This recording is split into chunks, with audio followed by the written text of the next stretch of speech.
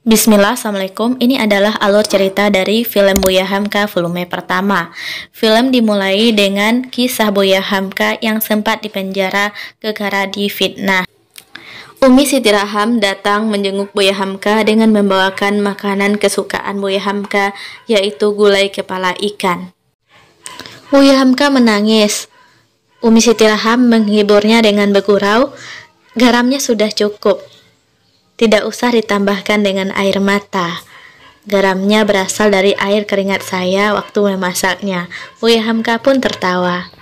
Buya Hamka memakan makanan dari istri tercintanya sambil menangis.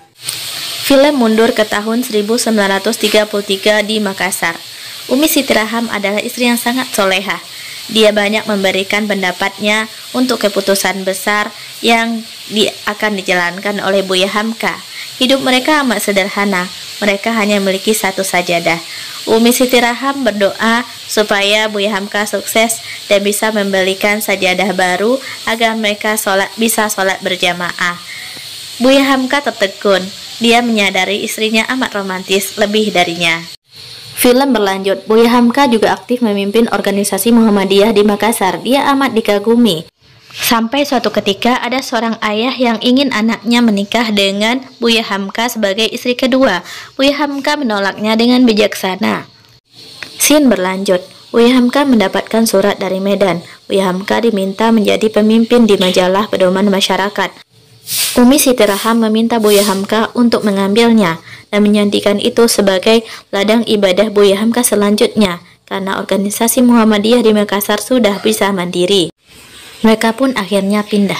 Buya Hamka pindah ke Medan, Umi Siti Raham pindah ke Padang Panjang, Sumatera Barat. Majalah pedoman masyarakat belum mampu menyediakan fasilitas untuk Buya Hamka sekeluarga. Akhirnya tulisan Buya Hamka pun terbit dan Buya Hamka mengirimkannya untuk Umi Siti Raham beserta memberikan hadiah kain sembayang baru untuk Umi Siti Raham. Scene berlanjut. Hisham putra Umi Siti Raham dan Buya Hamka sakit. Pada malam itu, Hisham akhirnya menghembuskan nafas terakhirnya, dipimpin syahadat oleh uminya.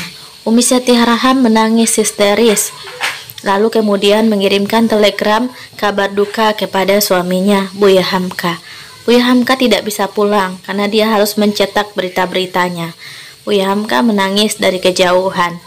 Umi Siti Raham mengurus jenazah seorang diri tanpa suami tercinta. Buya Hamka melaksanakan sholat gaib berjamaah dari kejauhan. Akhirnya Buya Hamka pulang, disambut haru oleh Umi Siti Raham. Buya Hamka meminta maaf tidak bisa pulang di saat anaknya meninggal. Umi Siti Raham memberikan pengertian tidak apa-apa. Ini sudah takdir Allah.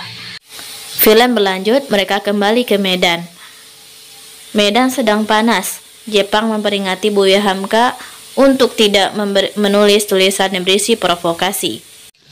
Tulisan Buya Hamka laku keras sampai ke Hindia Belanda. Kerja keras Buya Hamka dan tim berbuah manis. Film berlanjut. Buya Hamka bertemu dengan sahabat lamanya Sukarta. Sukarta menceritakan tentang Kulsum yang sudah meninggal bunuh diri.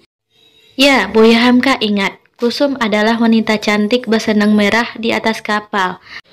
Mereka satu kapal di saat Buya Hamka mau menuju kota Mekah menunaikan ibadah haji. Film berlanjut ke part 2.